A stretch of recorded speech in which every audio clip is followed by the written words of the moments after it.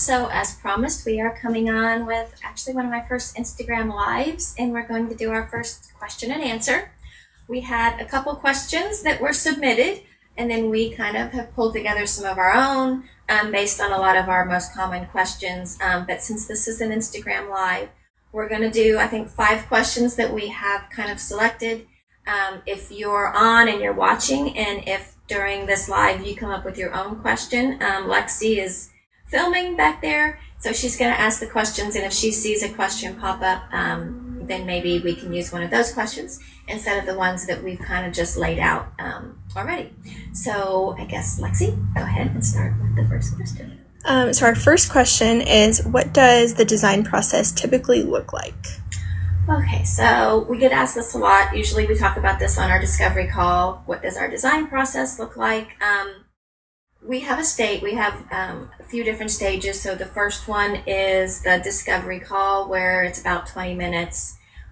We get to know each other on the phone, figure out if it's a good fit. We give you a brief discussion, again, like I am going to right now, what the whole process looks like. From there, if we decide we want to move forward, we have what's called our initial consultation, where we can do either come to your house for about an hour, and that one is a paid consultation, or you can come in here to the studio for about 20-30 minutes where we kind of meet each other and talk to each other. That's complimentary. After that, we have our letter of agreement that we submit. We have a design retainer that starts the project. And then from there, we will go through what's our concept stage, which includes a questionnaire, a site documentation, and then we come out and we show you sort of a preliminary concept of what we want to do. Once that is approved, we move into the design stage. That'll typically take anywhere from 4 to 8 weeks, depending on how many rooms, what we're doing at the time. And we're pulling all the stuff together, all the finishes, we're pricing everything, putting the mood boards together. It's a lot of work that goes into that one. Then we will set the presentation date. With that, we will give you all the mood boards, the finishes, and then we also have a budget of what each thing is going to cost, so you know what you're looking at. And then from there, we move into purchasing. We call purchasing and logistics, and or construction if there's any remodeling that's going on. And then we have what's called install day, where we are on site. We install the furniture. We try to do one major install. Some projects will require smaller ones, but we try to get away with at least one big one. And then after that, we just sort of do the walkthrough, deficiency stages, and it's complete. So our second question is, what is the typical amount someone spends on a dining room? So the typical amount on a dining room, depending on the size, it varies a little bit if you have 6 people versus 10 people. So how many chairs you need will, of course, affect it. But in general, seating for 6 to 8 can cost anywhere from around, on average, our clients spend anywhere from $15 to $35, with the average being probably around $20 to $30. Okay. And then one question we had was, how long was the longest project you worked on? So the longest project I worked on, I had to go back and kind of dig into that one. This was before social media, and before a lot of designers started really talking about having processes. So I'd say maybe 10 to 15 years ago, when I first got into the business, I had a project that lasted about 6 to 7 years. She was my first design client, and I love her so much. We did kind of room by room, piece by piece, and that's a process because you're just doing a little bit at a time. The client wants to collect, the client wants the house to grow and kind of become a story of their life and their travels and where they are, and she wanted to pull things herself as well. So it was more of a long-term relationship where the house just kind of grew gradually and came into be gradually. So that was 6 years. It was fun. And we also had a question come in that said, how did you become so good at showing yourself on your stories frequently? Yes. So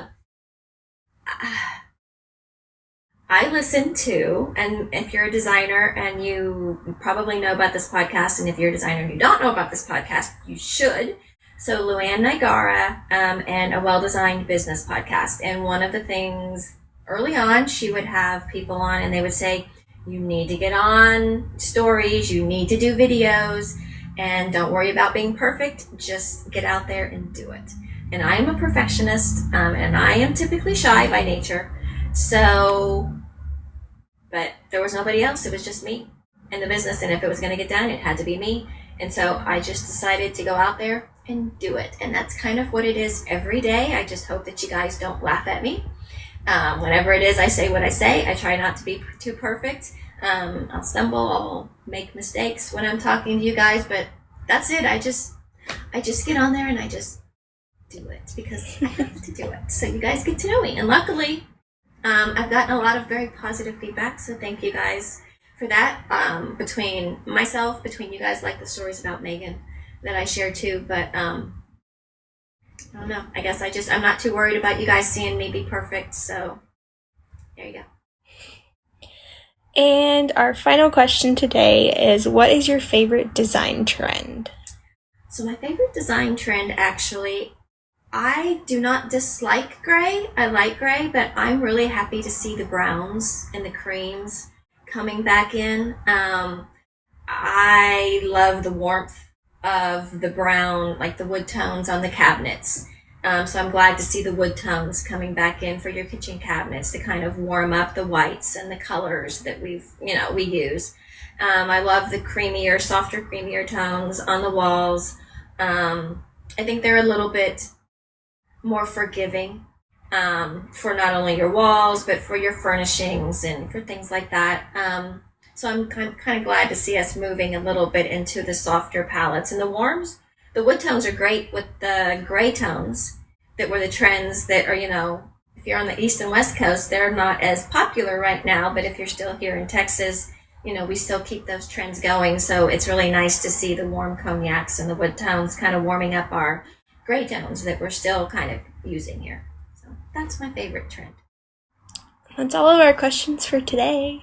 Okay, so that's it. So we're going to be trying to do this every Friday as long as you guys are watching and listening and you guys like it. So if you guys like what we did here, please let me know. If you want us to continue to do it, let me know.